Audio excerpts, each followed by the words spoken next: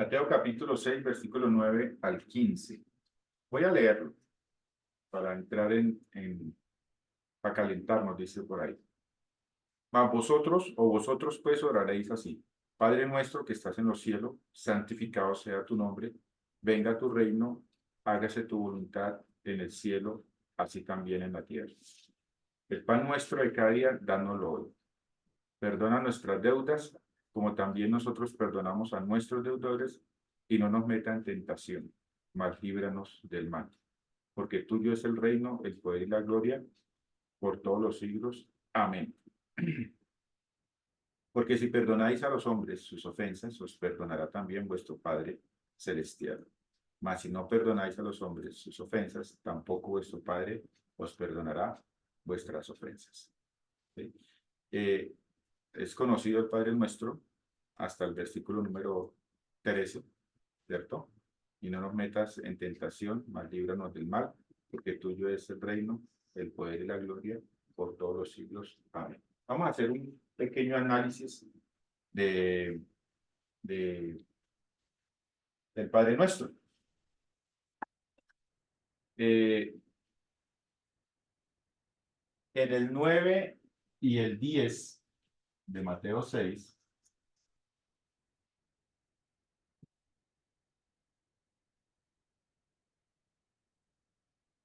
¿a quién se está dirigiendo el Padre Nuestro?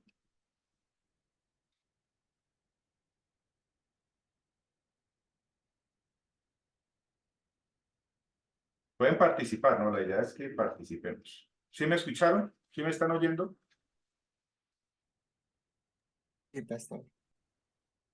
Muy bien. ¿A quién está dirigido los primeros pasajes del Padre Nuestro? El 9 y el 10. Voy a ponerlo al contrario.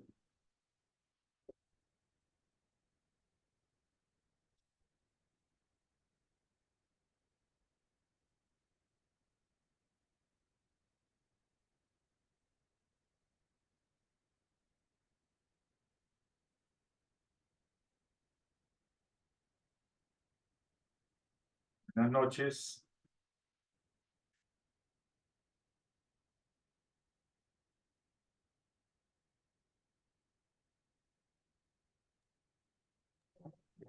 Pues yo creo que en ese momento a los judíos del momento, pero como queda escrito en el Nuevo Testamento, pues también se lo dice a la iglesia. Ok, gracias, Yanita. Pero, ¿a quién? ¿A quién están dirigidos los primeros pasajes? El 9 y el 10. Pues, o sea, es que no entiendo tu pregunta. ¿A quién? ¿A quién dirige los primeros dos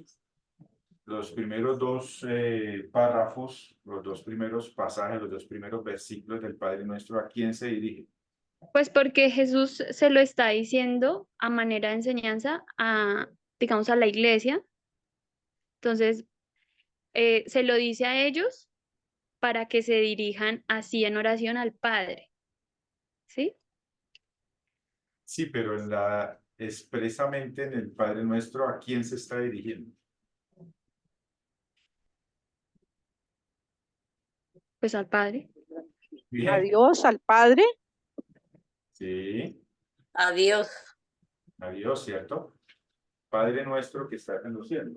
Entonces, Padre Nuestro, ¿y dónde está? En los cielos, ¿cierto? Santificado sea su nombre.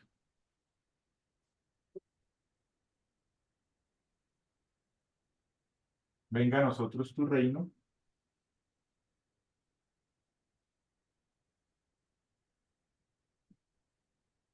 Y hágase tu voluntad.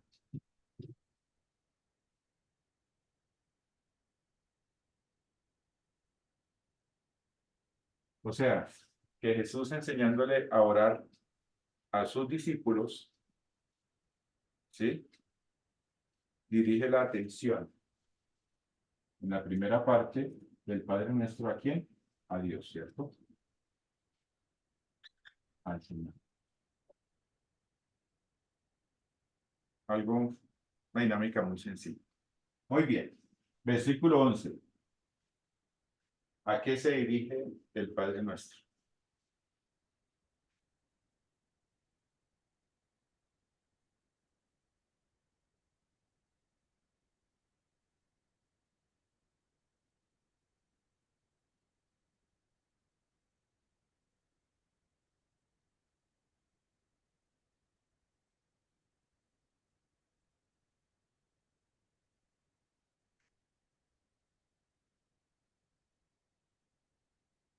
Acuérdense que solo tenemos una hora.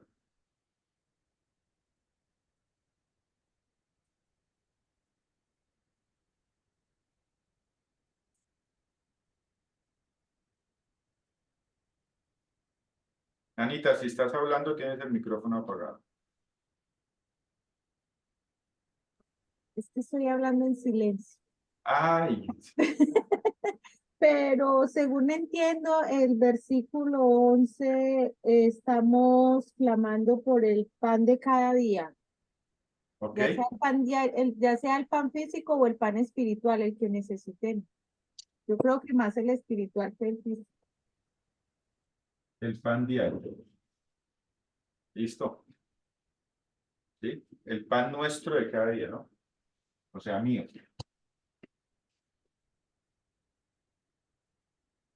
Habla del creyente. Ya ahorita miramos el verso número 12, ¿a qué está refiriéndose?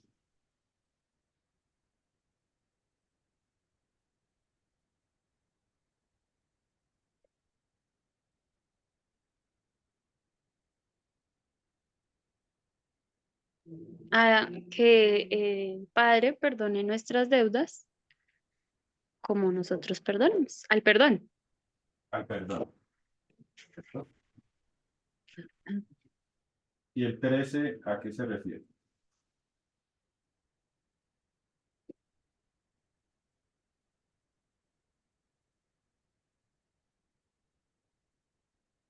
A que nos libre de tentaciones.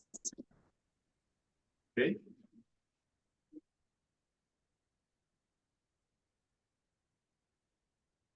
Y no nos metas en tentación, mas líbranos del mal, porque tuyo es el reino, el poder y la gloria.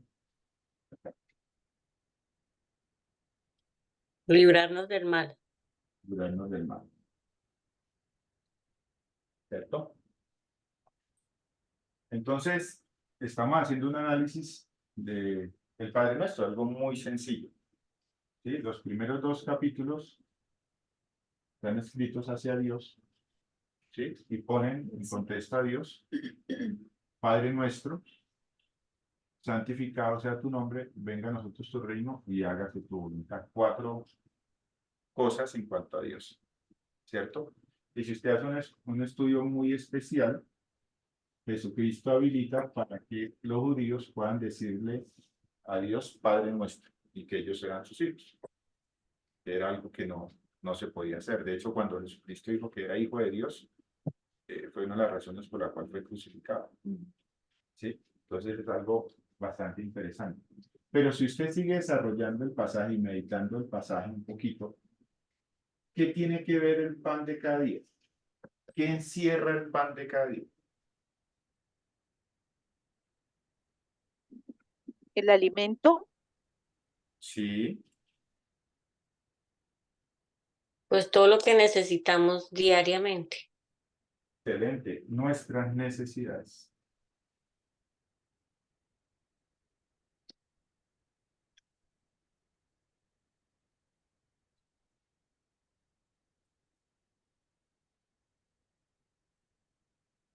Lo que nosotros necesitamos. Algo muy importante. ¿Sí? El pan diario de cada día, dándolo lo que necesitamos para vivir. ¿Cierto? Como lo dice el versículo, teniendo sustento de abrigo, estemos contentos. Pero dice el pan diario, lo que necesitamos para vivir. Y yo me imagino que a ellos, cuando se decía el pan diario, los transportaba al desierto, al maná. ¿Cierto? Muy bien. En el verso número 12, ¿a qué se refiere? ¿Qué encierra el verso número 12? El versículo 12.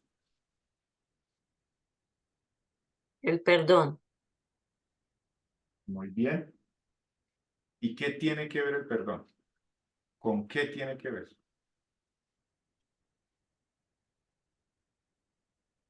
¿Con la deuda? ¿Con la deuda? Con el pago. ¿Con el pago? ¿Qué tiene que ver el perdón en la oración del Padre Nuestro?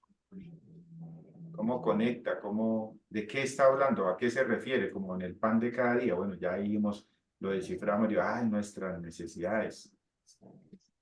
Y el verso número 12, ¿a qué hace referencia?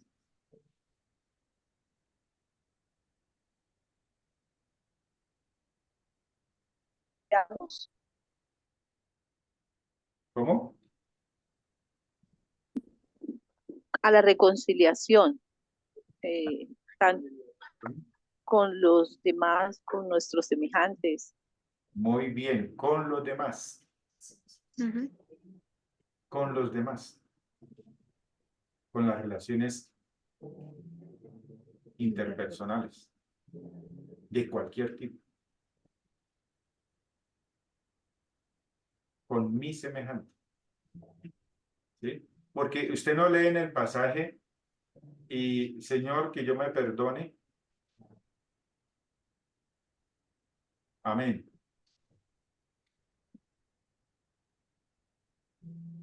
¿Sí? Y perdona nuestras ofensas como nosotros perdonamos a nuestros deudores. Tiene que ver con las relaciones. Eso tiene que ver con las relaciones.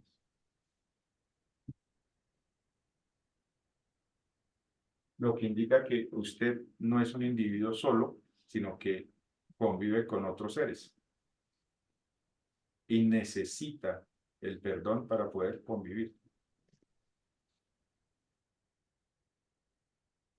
¿Sí? ¿Les parece?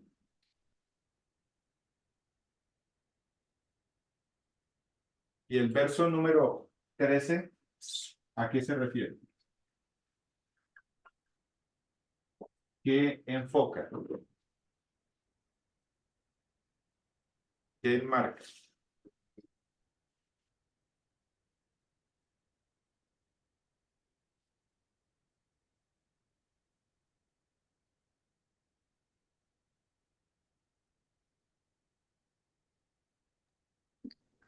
Que el Señor sea nuestra guía para que no caigamos en el mal, para que no mal. ¿Ok? ¿Quién más? ¿Qué aspectos encierra el verso número 13?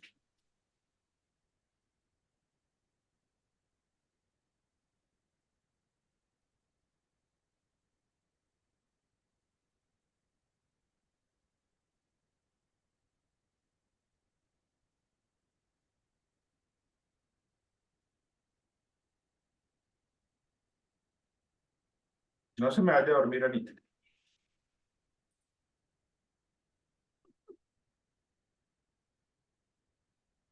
A ver, los que no han participado, escucho voces. ¿Qué aspectos encierra el versículo número 13 de Mateo 6? Que se está reconociendo que el Señor es el que tiene el poder, es el único que es el digno de la gloria y que es el único que nos puede librar de la tentación. Ok. La tentación. ¿Qué aspecto de nuestra vida tiene que ver con la tentación?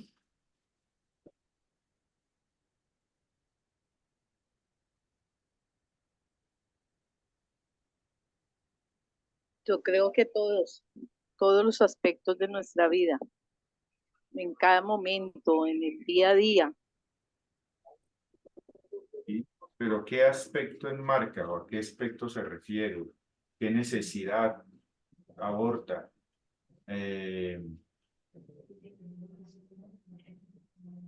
Fíjense que es fácil verlo cuando el pan de cada día y algunas de nuestras necesidades. Como el Pero- pecado que nos libre de hacer pecado. Y con el perdón tiene que ver con los demás, mis relaciones. Y la tentación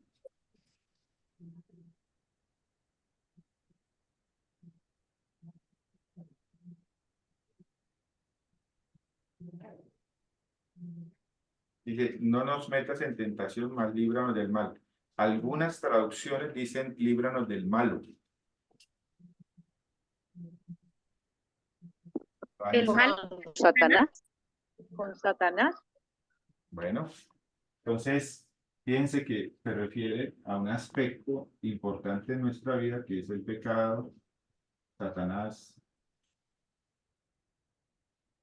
¿cierto? Donde nosotros somos débiles.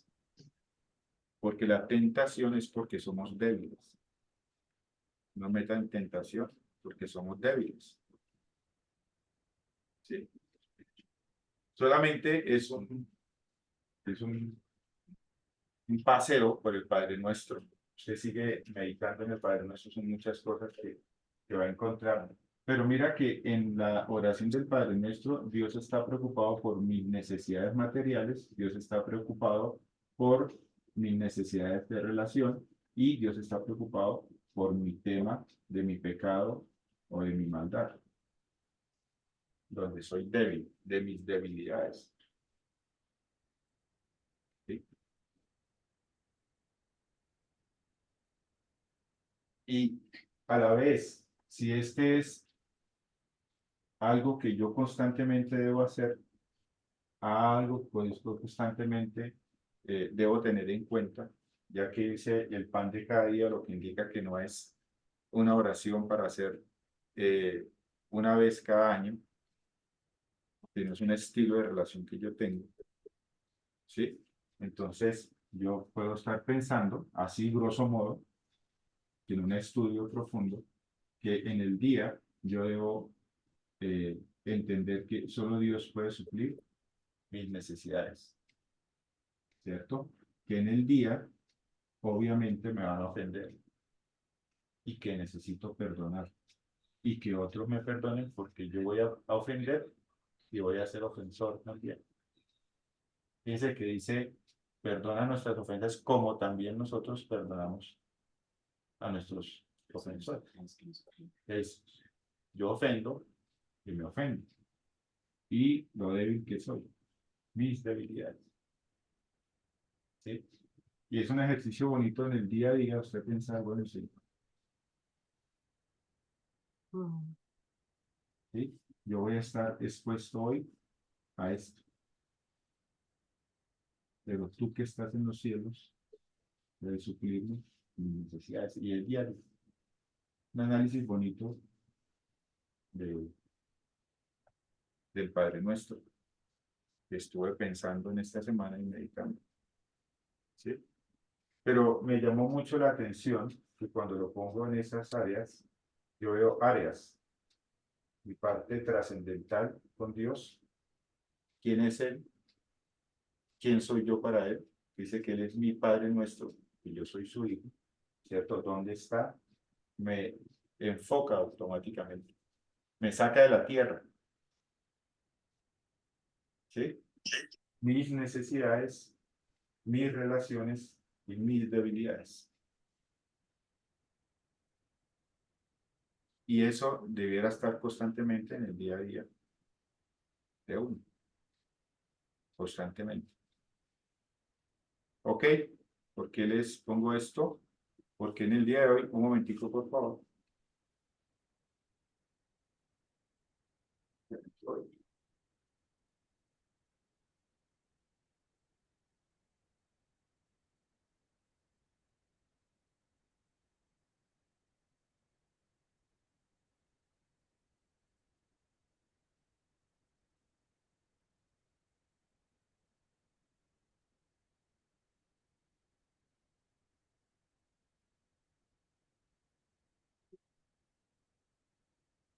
Muchas gracias a los que hicieron la tarea.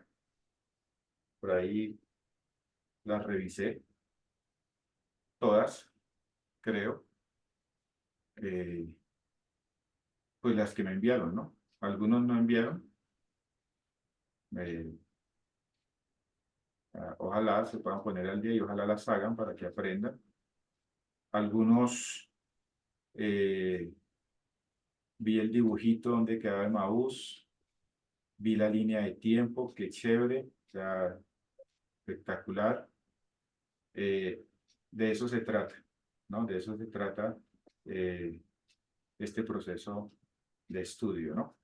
En el proceso. Ser un poquito más específicos al final cuando dice, bueno, ¿y qué pasaría si yo utilizo esta verdad en mi vida? Ser un poquito más específico, ¿sí?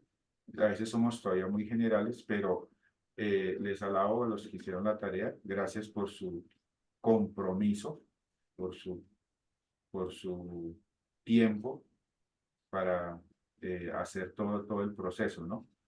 Y chévere que la mayoría lo escribió y le tomó la fotico y bueno, no, les alabo por ese ánimo en hacer la tarea. Muchas gracias. Chévere, eso me anima. Y que ustedes estén aprendiendo, pues me anima un poco más. Resulta que la Biblia fue escrita con un propósito. Tiene el propósito de comunicar algo. Cualquier verso en las Sagradas Escrituras tiene un propósito, ¿sí? Y la meta del que estudia la hermenéutica, la meta del Hijo de Dios, es encontrar ese propósito, ¿sí? Porque fue escrito. ¿Por qué les leo el Padre Nuestro? Enséñanos a orar. ¿Cómo vamos a orar? ¿Sí?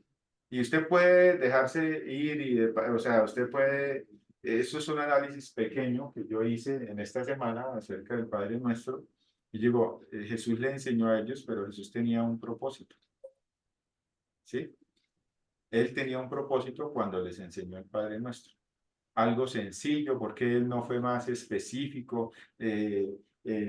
Acuéstese, párese, inclínese, arrodíllese, y sí, y después de primero de gracias, como algunos dicen, no, es que primero hay que dar gracias, ¿no? Primero de gracias y después reconozca sus pecados y después de que ya esté, entonces sí, y de último pides, ¿no? No está diciendo eso, simplemente les dijo, cuando oréis, van a orar de esta manera. ¿Sí? Nos dirige la atención al cielo, después a nuestras necesidades, que básicamente es el resto del Padre Nuestro. ¿Sí? 2 versos hacia Dios y 3 versos prácticamente hacia nuestras necesidades materiales, nuestras necesidades interpersonales y nuestro tema o nuestras necesidades en cuanto a nuestra debilidad. ¿Sí? Y es interesante, y lo pone sencillo, tiene un propósito, les hizo un bosquejo, les hizo un caminito, ¿sí? Dios es el que los protege, Dios es el que les provee, Dios es el que los ayuda a que ustedes se puedan relacionar. ¿Sí? Si no incluyen a Dios en el día a día, pues complicado el tema. ¿Sí? Si se alejan de Dios, pues va a ser muy complicado. ¿Sí? Porque nos ponen, es como si nos pusiera en contacto contra qué vamos a luchar, de una. Sí, así lo veo yo. ¿Contra qué lucho en el día? Lucho con mis necesidades. ¿Por qué salgo a trabajar? ¿Sí? Aquí estoy, no tengo trabajo, o voy a trabajar, no me pagan lo suficiente, no tengo casa. Entonces yo empiezo a imaginar parte del ser humano son sus necesidades sentidas. ¿Sí? Eso se llaman necesidades sentidas. ¿Sí? Y luego tiene que ver con las demás personas. Y usted vive en medio de personas. ¿Sí? Y usted tiene que mantener su corazón limpio al día. O sea, es algo que todos los días usted tiene que hacer. Perdona, entonces, ¿sí? Si usted está mal, no es porque Dios quiera que esté mal. Si usted está mal es porque usted está siendo desobediente a Dios y porque usted no está perdonando o no está entendiendo el perdón. Usted debiera estar bien, ¿sí? Porque eso es lo que limpia su corazón. Y si el corazón suyo está sucio, pues es un tema complicado.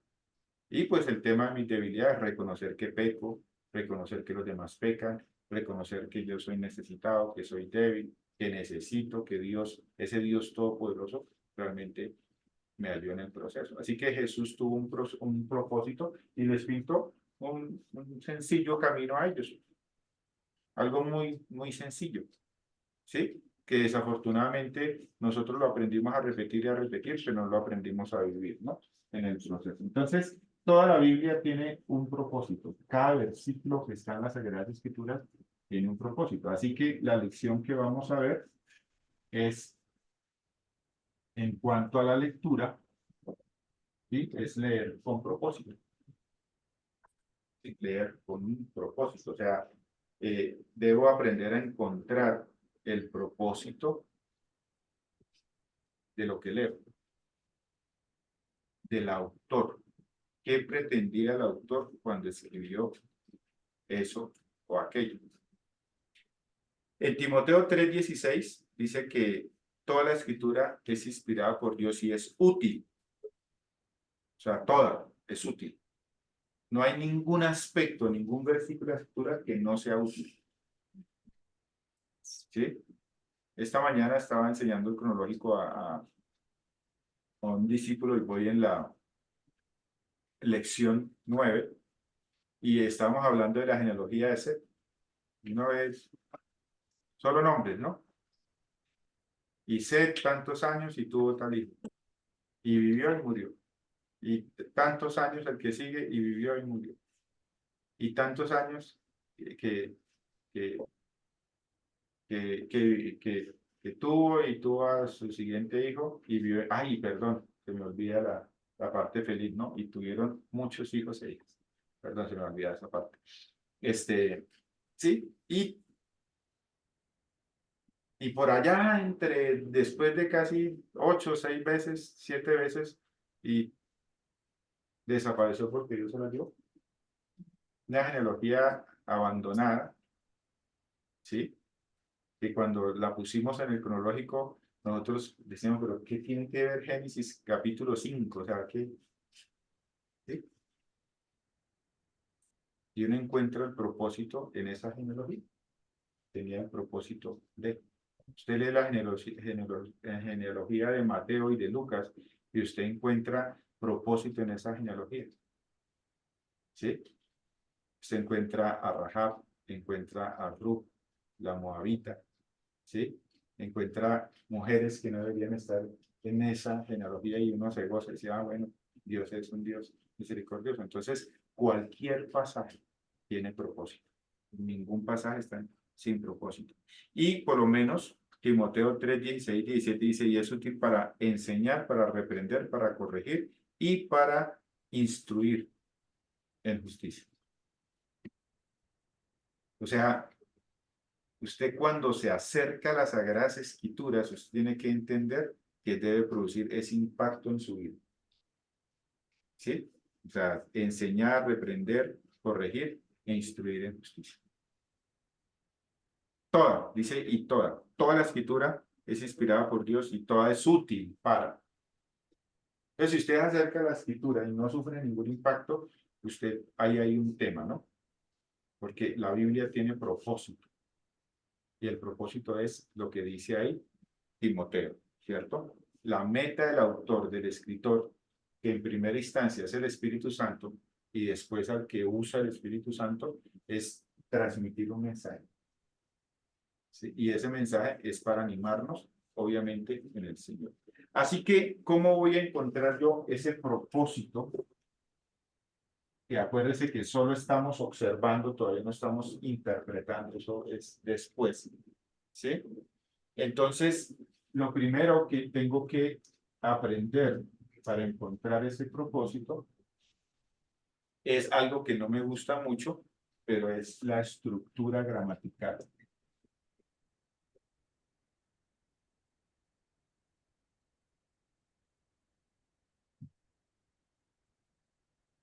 Alguien dijo alguna vez que antes de uno aprender a estudiar otro idioma, uno tiene que aprender a conocer el de uno. ¿Sí?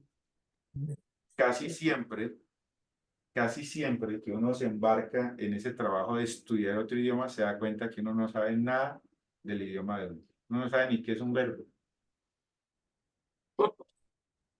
¿Qué es un adverbio? ¿Qué es un adjetivo?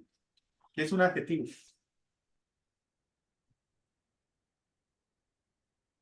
A ver, los duros en el español. ¿Qué es un adjetivo? Estoy Lo molestando. que se dice del sustantivo, una característica, una cualidad. Eso. ¿Y qué es un adverbio?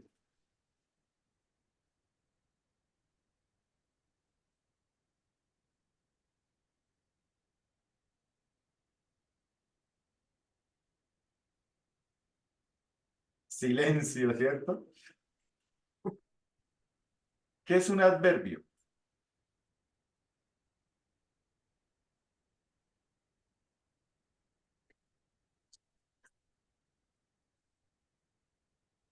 Imagínense ustedes como futuros hermenéuticos en el griego y en el hebreo y no sabemos qué es un adverbio.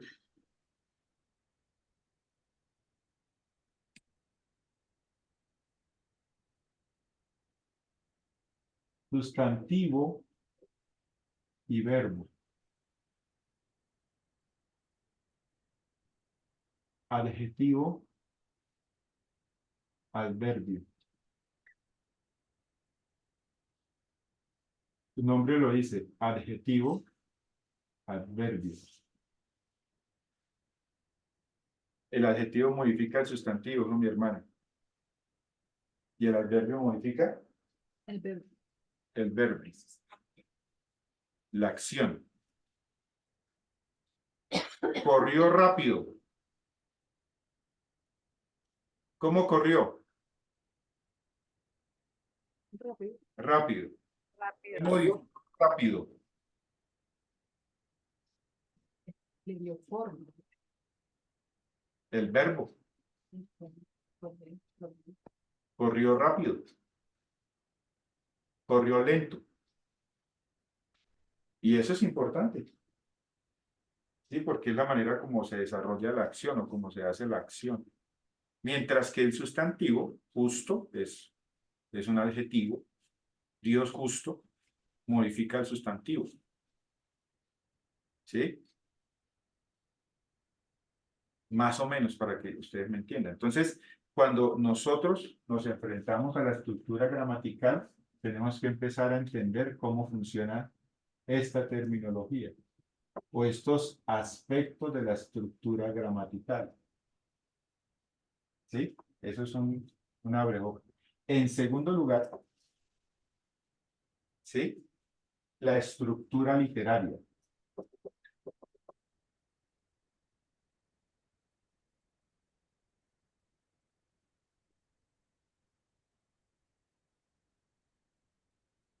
¿Sí? Y la estructura literaria, pues obviamente, es la forma para que usted, ¿sí? La forma en que el autor va a contar los hechos, o la idea, o va a desarrollar la idea, ¿cierto? Y en tercer lugar, ¿sí? A través de buscar el significado.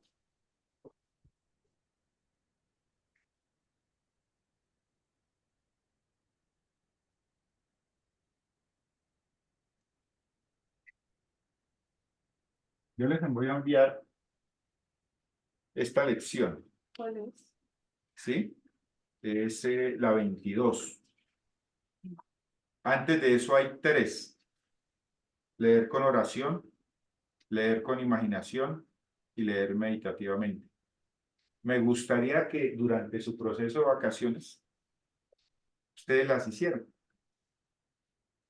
¿Sí? O sea, que usted pase un tiempito a nivel devocional, hicieran, leyeran y aprendieran acerca de eso.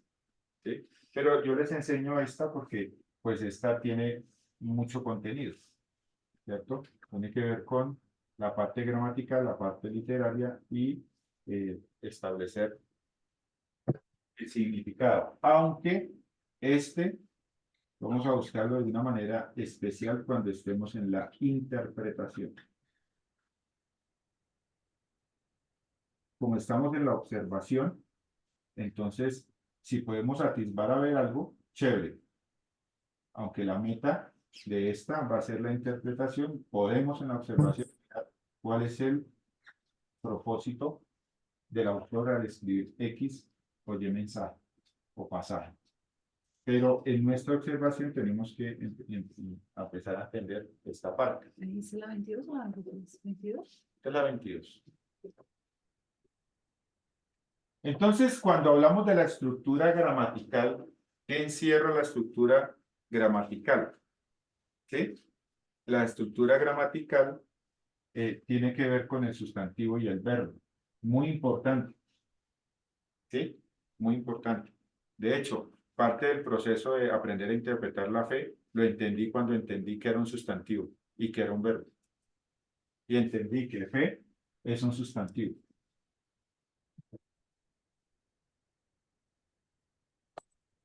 Y que creer era un verbo. Nuevo, ¿cierto? Pero yo no sabía. Y que el creer tiene que ver conmigo y que la fe tiene que ver con el objeto. Y eso me empezó a gustar. Por eso pude encontrar el caminito acerca de qué era la fe. Fue más fácil. ¿Sí? Un sustantivo. Sustantivo sin, no, un sustantivo está quieto. Y creer es realmente la manera como yo me acerco a ese sustantivo. Mucho más fácil. Y me gustó. Ya ves, aprendí que era la diferencia entre un sustantivo y un verbo. Y eso me gustó en el proceso. Parte de la estructura gramatical es entender qué es el sujeto y qué es el objeto. ¿Qué es el objeto y qué es el sujeto? Esto es muy importante. ¿Sí? Y a veces nosotros no lo sabemos. Por lo menos Filipenses 2:3 dice, exhorta, estimando cada uno a los demás como superiores a él mismo.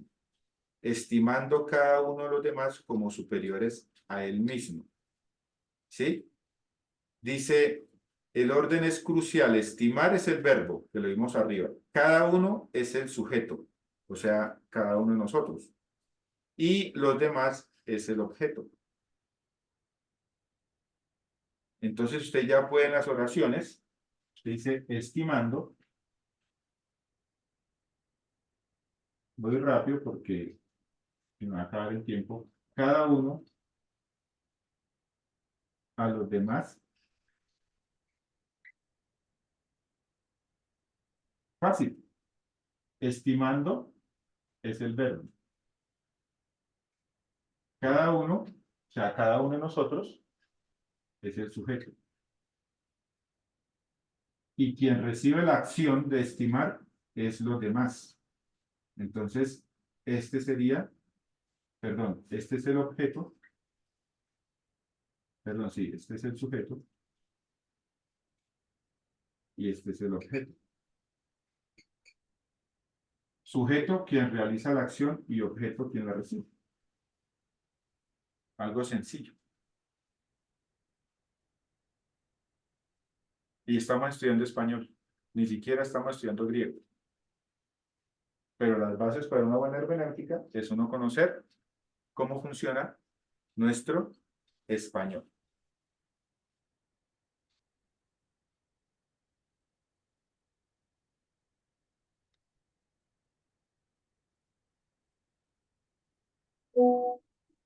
Hagan ese análisis nomás en sus estudios y verá que encuentran más riqueza. ¿Es un sustantivo? ¿Es un adverbio? ¿Es un adjetivo? ¿De qué está hablando? ¿Es un sujeto? ¿Es un objeto? ¿De qué está hablando? La parte gramatical tiene modificadores.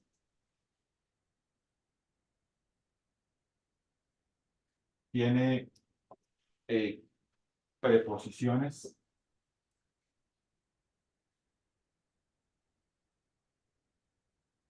Tiene conectores.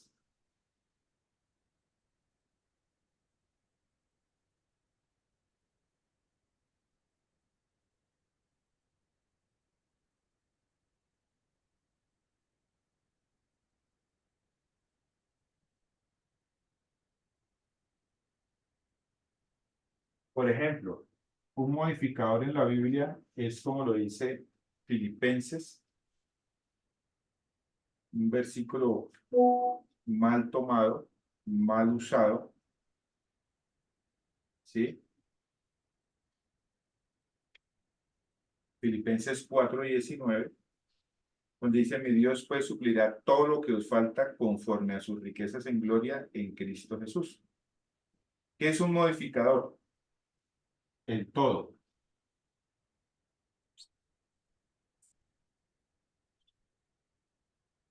O sea, usted puede hacer preguntas. ¿Cuánto suplirá Dios? Todo. Y entonces uno hace la pregunta: ¿a qué se refiere el todo? ¿Todos mis deseos? ¿Todas mis necesidades? ¿Todos mis caprichos? Y algunos han sacado el pasaje de contexto porque no saben redirigir a qué se refiere el todo. Y obviamente, si lo enmarcamos en las Sagradas Escrituras y viendo que Dios no es materialista, siempre va a tener que ver con necesidades. Todas mis necesidades, no todo lo que yo deseo, no todos mis caprichos. Entonces, ese modificador tiene una dirección. ¿Sí? Si usted no sabe eso, entonces todo suplirá a Dios y muchos. O sea, hay iglesias alrededor de ese versículo. No, vamos con fe que el Señor va a suplir todo. ¿Qué es usted que quiere? ¿Un carro? Dios se lo suple. ¿Qué necesita? Una casa, Dios se la suple. Dice que todo, pero es porque está usando mal el modificador. El modificador es todo lo que se necesita. ¿Ves? Importante, ¿cierto? Las frases preposicionales. En, por, ¿qué más? Conforme, bajo,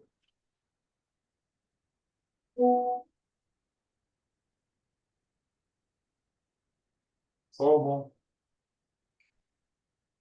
Bueno, las preposiciones. Y eso es importante.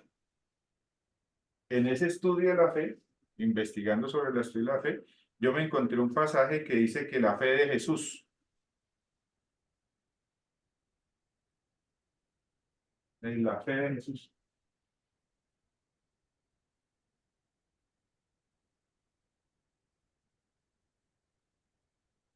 o la fe de Cristo. Y este fue un trampolín para mi estudio. Porque debiera ser la fe en Jesús, en Cristo.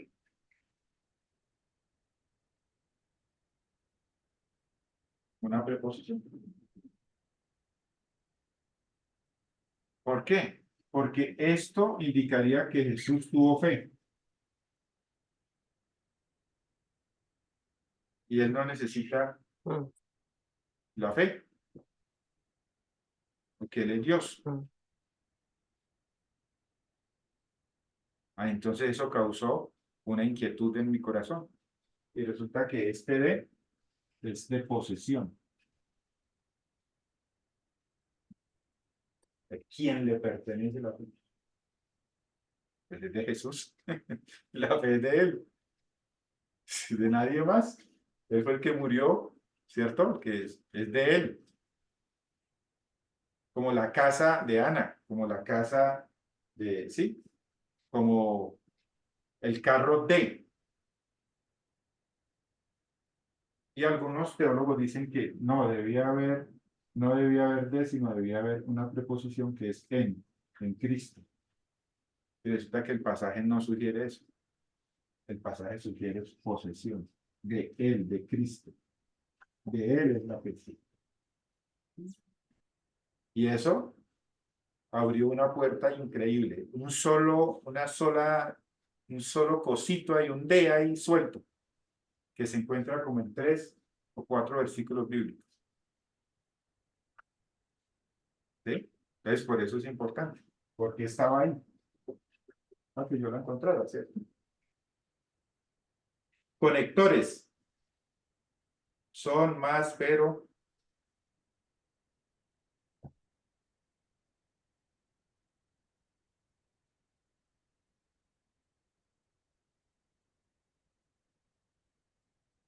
y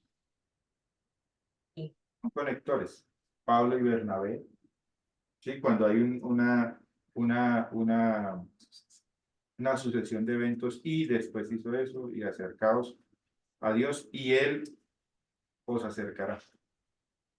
Y es un conector, ¿cierto? Así que pues, y por lo cual son más conectores. Y cada conector indica algo.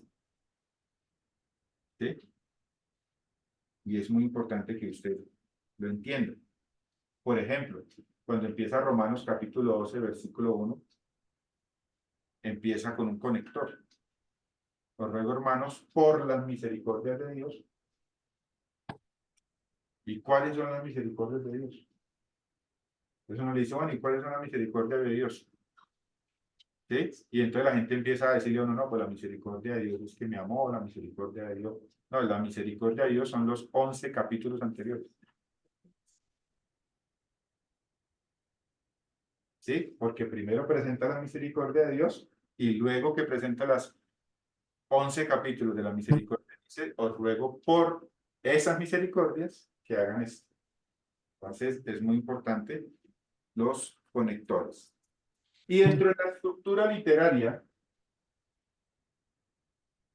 no sé si tienen preguntas ahí. ¿Ve que es tan rico el conocer el español? Y estamos estudiando griego y hebreo, imagínense. Arameo.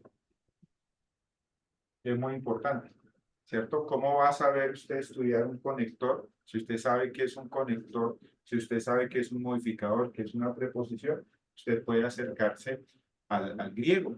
Sí, bueno, esto está hablando que es una preposición. Miremos, en el griego es una preposición.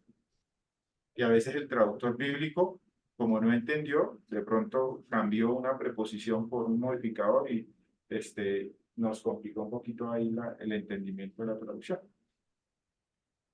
Eso es muy, muy importante, pues, entenderlo, ¿no? Y en cuanto a la estructura gramatical, tiene que ver si es una biografía literaria, perdón.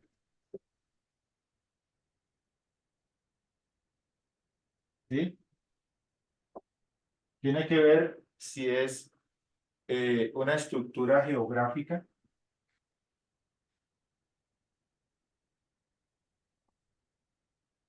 Por ejemplo, Éxodo. Y usted piensa en Éxodo y Éxodo representa una estructura geográfica porque Éxodo te va a llevar al desierto. Punto. Éxodo, desierto. O sea, usted escucha Éxodo, lee Éxodo y automáticamente usted el desierto antes de la tierra prometida. ¿Ve? Eso ya comunica, ya te comunica algo, ¿cierto? Si es una estructura histórica, si está contando una historia, aconteció, reyes, bueno, los reyes es más cronológica, ¿sí?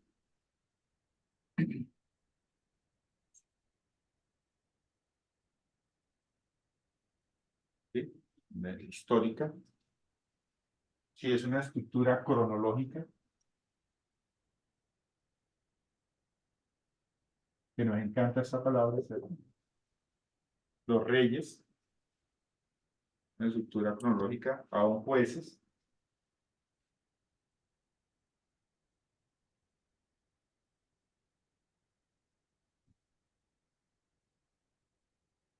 Mire esta forma de mirar la estructura histórica. Jesús hizo muchas otras señales milagrosas en presencia de sus discípulos, las cuales no están registradas en este libro, pero las que están escritas para que ustedes crean, es para que ustedes crean que Jesús es el Cristo, el Hijo de Dios, y para que al creer tengan vida en su nombre. Entonces, las historias de los diferentes milagros que quedaron registrados en Juan tienen un propósito. Son historias para que crean, ¿cierto? Estructura ideológica, como el libro de Romanos. El apóstol Pablo va a enseñarnos acerca del Evangelio, que se encuentra en Romanos 1:16. No me avergüenzo del Evangelio porque es poder de Dios. Y todo lo que es Romanos explica ese Evangelio. Una tesis. Esto es este Evangelio. Entonces, cuando nosotros nos acercamos a la Biblia, tenemos que aprender a leer con propósito. ¿Cómo buscamos ese propósito? A la manera como está escrito o la manera como el escritor comunicó su mensaje. ¿Sí? Tener cuidado con nuestra estructura gramatical que está diciendo. ¿Sí? No confundirnos en el proceso. Y eso nos va a ayudar muchísimo a ir sacando el significado. Ya en la fase 2, cuando estemos en la interpretación, pues ya vamos a tener un poquito más el tema de qué era lo que el autor quería comunicar. ¿Sí? Y hay un pequeño aslotú al final, e incluso este aslotú es especial porque tiene hasta un ejemplo. ¿Sí? Se los voy a dejar ahí se los vamos a enviar, y tiene un ejemplo, ¿sí? De cómo deben hacerlo. Entonces, usted hace ese aslotú, tiene mes y medio para hacerlo, porque hoy salimos a vacaciones. Entonces, tómese su tiempo, disfrútelo, que el Señor te enseñe. Siempre, siempre, después de un estudio, mire qué te enseña Dios a tu vida diaria. Siempre. ¿Sí? Saque tiempo para leer estos pasajes en el día, haga su tarea con tiempo. Saque tiempito para estudiar. De verdad que es increíble lo que usted va a aprender. Entonces le voy a mandar la lección número 22. También le voy a mandar la lección número 21, la 20 y la 19. Ya las envié. Creo que ya se las enviaste.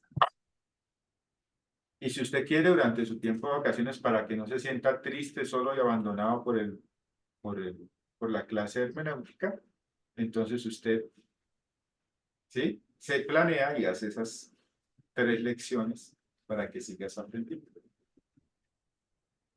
Preguntas, inquietudes.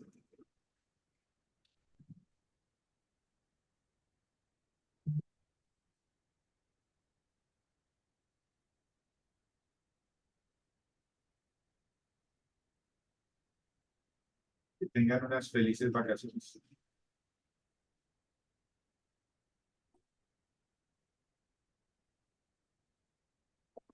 Gracias, igualmente, gracias. Muy bonita la Ay, clase. Y bueno, estudiaremos juiciosos. Gracias, Jorgito. Gracias a todos. Felicidades. ¿Cuándo es que se reinician las clases, pastor? Ya te digo, gracias, Angelita, por la pregunta. Espera. Un momento, aquí tenemos el backup. El backup está el 3 de julio, el 3 de agosto, perdón. Bueno, Hombre. más o menos, No menos. ¿sí? Ojalá se puedan poner al día con sus tareas. Esta materia es bonita si usted le saca tiempo. ¿Sí? Si usted lo hace apresurado, le quita lo bonito. Y se estresa, No le saca provecho. no le saca provecho, empieza a buscar culpables y ahí sí el tema se complica. ¿sí?